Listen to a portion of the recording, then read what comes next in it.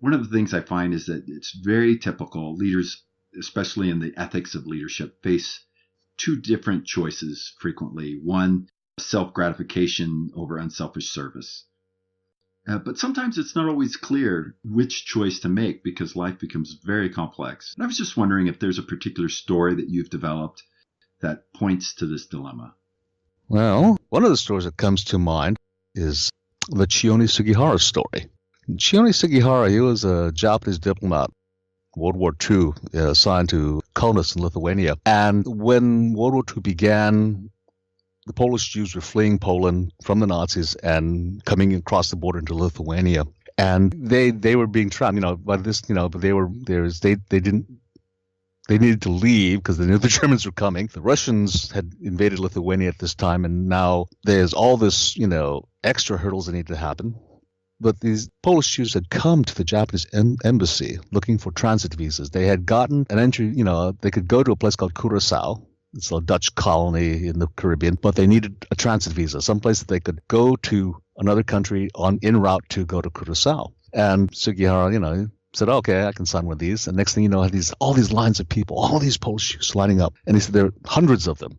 And he said, I have to cable my government. I cannot authorize this.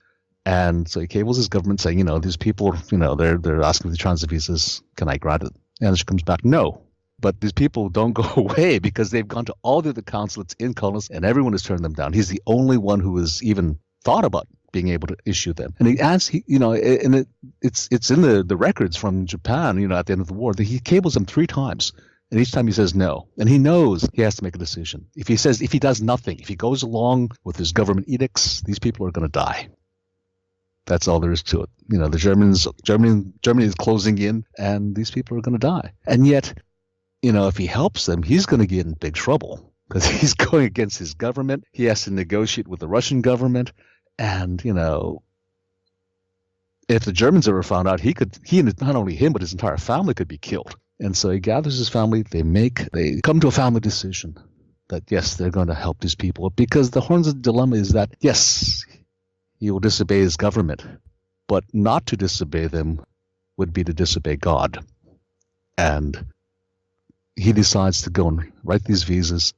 Thousands of people are saved. In the 30 days that pretty much that he was able to write these visas, all these people were able to leave. He negotiates with the Russians, allows them to go along the Trans-Siberian Railroad on their way to Japan. At the end of the war, he's sent to a POW camp in Russia, in a Russian-held POW camp. He finally returns to Japan in 1947, and the Foreign Service says, we ask for your letter of resignation because of what you did in Lithuania. So he spends the rest of his working career working for, import-export firm based in Moscow, supporting his family in Japan.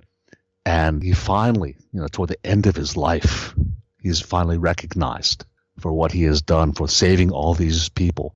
And he's the only Asian ever to be received the designation of Righteous Among Nations by Yad Vashem. And he passes away again next year. That's in 84. He passes away. He receives that designation in 84. I think he passes away in 85. It's not until 1990 that the Japanese government realizes, okay, yeah, he is a hero. And they dedicate a park to him. Wow. Years after he's passed away. But here he was. He basically threw away his entire, his working life, the rest of his working life, because he could not live with the consequences of following along with his edicts of his government. Wow. That's just a stunning story. I am grateful that you shared that. Thank you. I'd like to I have tears in my eyes. I need to get control here. It's a really powerful story. I'm thinking, in fact, I've got to go to my ethics class tomorrow. I've got to hurry up and share this one with them. So, well, here's a little tidbit you can add on to that. I've been telling this story for years. I've been in contact. And I guess I remember at this one storytelling festival, there was a lighting guy, lighting and sound. He's been helping us all weekend. He's doing a great job. And I closed my part of the festival with this story. And, we're all saying goodbye. It's the end of the festival. And this woman comes up to me and says, oh, my boyfriend is running sound and lights. And I came down here to let you know he's up there crying right now. And I said, well, why? He said, well, his uncle received one of Sugihara's exit visas, and he never knew the entire story until he hurt you. Wow. So that's how powerful, these stories are.